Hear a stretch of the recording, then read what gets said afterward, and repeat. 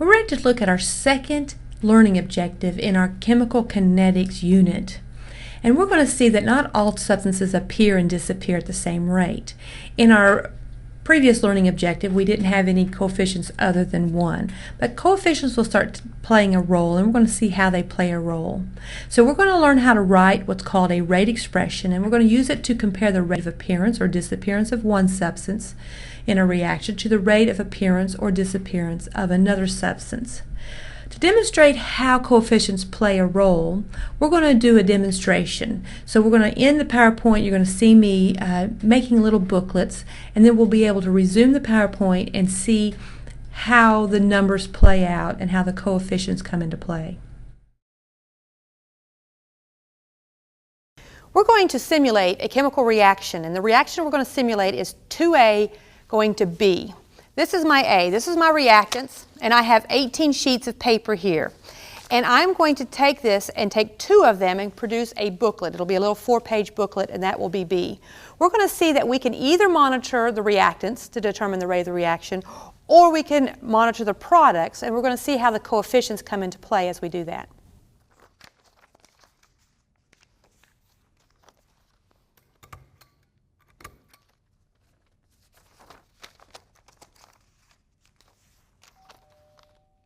So what we're going to look at now is how we can monitor the reactant, which are our sheets of paper, and our product, which is the booklet, and determine the rate of the reaction.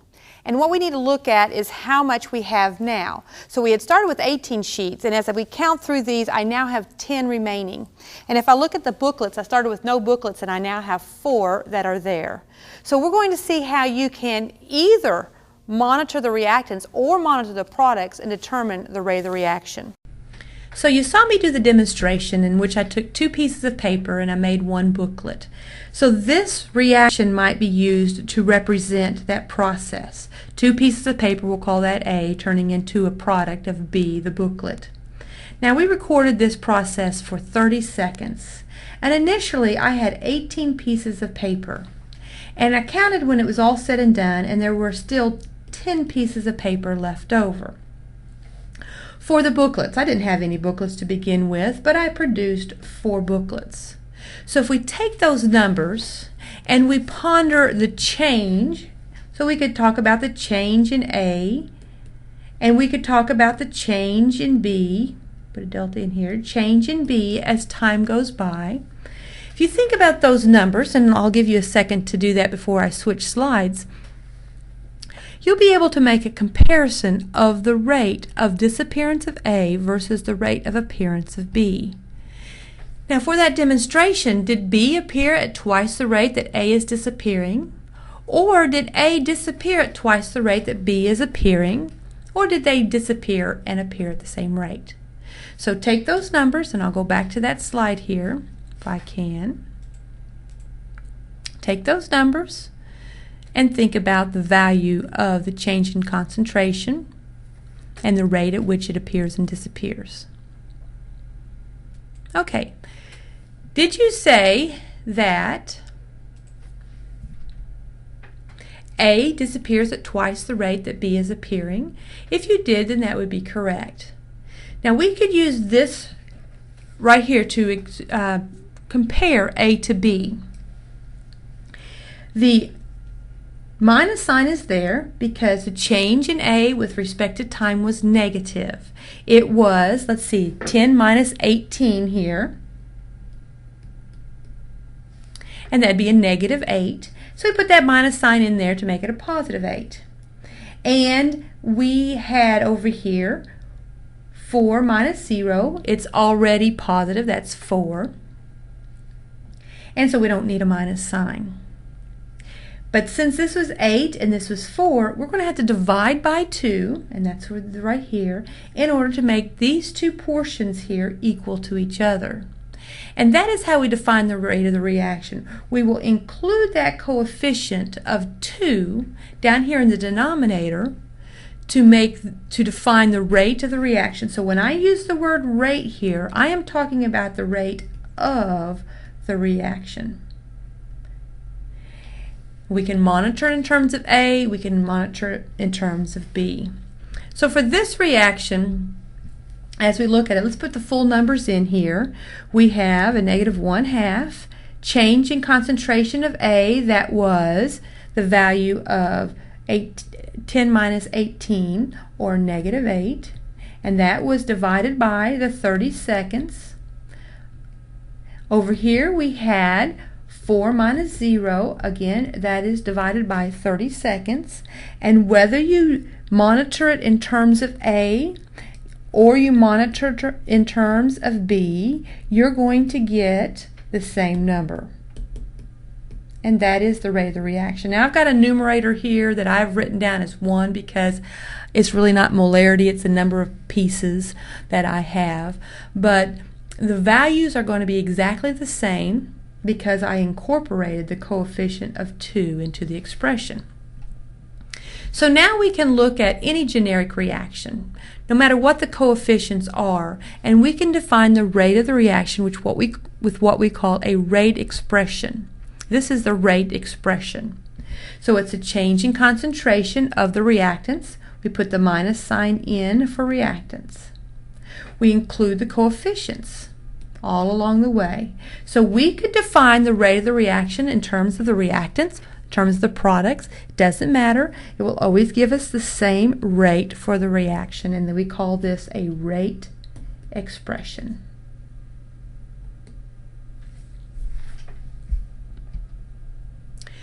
So if a problem says write the rate expression for a reaction, this is what you're going to be writing. And now we need to look and see how we use this. Here I have a reaction in which there's all sorts of different coefficients, 1s and 5s and 6s and 3s. And somebody goes in and they monitored the rate at which BrO3 minus is disappearing. And that is what this is saying, the change in concentration with respect to time of BrO3. How fast is it disappearing? It's disappearing at a rate of 1.5 times 10 to the minus 2 molarity per second. Now this is at some instant in time, because remember, the rate of change is not the same throughout the course of the reaction. And this problem wants us to say, well, okay, it is disappearing at this rate. At what rate is the Br minus disappearing? Well, we can come up with a rate expression and work this problem. Now the rate in terms of the BrO3 would be the change in concentration of BrO3 minus with respect to time. Put a minus sign in there, and that would define the rate of the reaction. Or we could do it in terms of the Br minus. It would be the change in concentration of Br minus with respect to time. Put a minus sign in there so it's positive, and also put a 5 in there so that they can be equal. Now they gave me this value. I'm going to put a box around it. They told me this value. It is 1.5 times 10 to the minus 2 molarity per second. They are asking me for this portion, and I'm going to put a circle sort of around it. They're asking me for that portion. So how do I solve for that portion? Well, I will have to take, and I'm going to write the whole thing again, and multiply both sides by 5. If I multiply both sides by 5, the 5's cancel, and I will have solved for the portion that I put a circle around. I will have solved for a negative Br minus over delta T, and that would be 7.5 times 10 to the minus 2. Now, let's use some language. Instead of saying the value of, and they give you this, they might use the words, the rate of disappearance of BrO3 minus is 1.5 times 10 to the minus 2. So let me say that in words and write it down. The rate of disappearance of BrO3 minus is, that's a way of writing it in expressions with symbols, but the words would be rate of disappearance. If they said, instead of these symbols here, they might say, what is the rate of disappearance of BrO3 minus.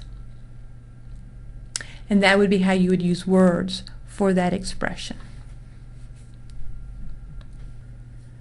Okay, we're going to work this problem. It's based upon the same reaction as the previous problem. Wording is a little different. We're solving for a different component of the reaction. But let's look at how it's written here. They're actually using the words now. Br minus disappears at a certain rate. At what rate is Br2 appearing? So let's turn those words into symbols. The rate of disappearance of Br minus would be the change in concentration of Br minus with respect to time. Now that would be a negative value. It is disappearing. It's telling me by using the word disappearing and give me a positive number. They've already included that minus sign, and it's 7.5 times 10 to the minus 2. They want to know at what rate Br2 is appearing. So symbols for that would be change in concentration of Br2 with respect to time. It is a product. It is appearing. It's already positive. I don't need that negative sign to turn it positive. And that's what I'm trying to find.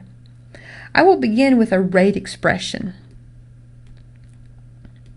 Rate is equal to, and I'm only going to do it for the substances I'm interested in. There's no point in writing it for everything in there. But to compare those substances to the rate of the reaction and to each other, we have to include the coefficients. So the negative change in the concentration of Br minus divided by 5 delta T would equal the change in concentration of Br2, and let's include the 3 delta T. Now if we look carefully at the symbols that are represented right here, where is that found down here in this expression? It is right here, everything except for the 5. So I'm going to put that value in, 7.5 times 10 to the minus 2, and I'll include that 5, so the rate of the reaction is equal to that. And I am going to go ahead and put these symbols back in with the 3 and think about where is this portion found. It is right here. I want to solve for that I just put a box around. So I'm going to multiply both sides by 3. So 3 times 7.5 times 10 to the minus 2 divided by 5 would give me what I'm looking for. The value for that is 4.5 times 10 to the minus 2 molari per second, and that is equal to the change in concentration of bromine with respect to time. So this is how fast it is appearing. So that is how you use a rate expression to compare, if you know the rate of change of one substance, and compare it to the rate of change of the other substance. You could also obtain the rate of the reaction. The rate of the reaction would just simply be plugging this portion right here, divide by 5, and that would give me the rate of the reaction. So that's the end of our learning objective 2. We are using a rate expression, which we've learned how to write, to compare the rate of appearance or disappearance of any one substance to the rate of appearance or disappearance of any other substance.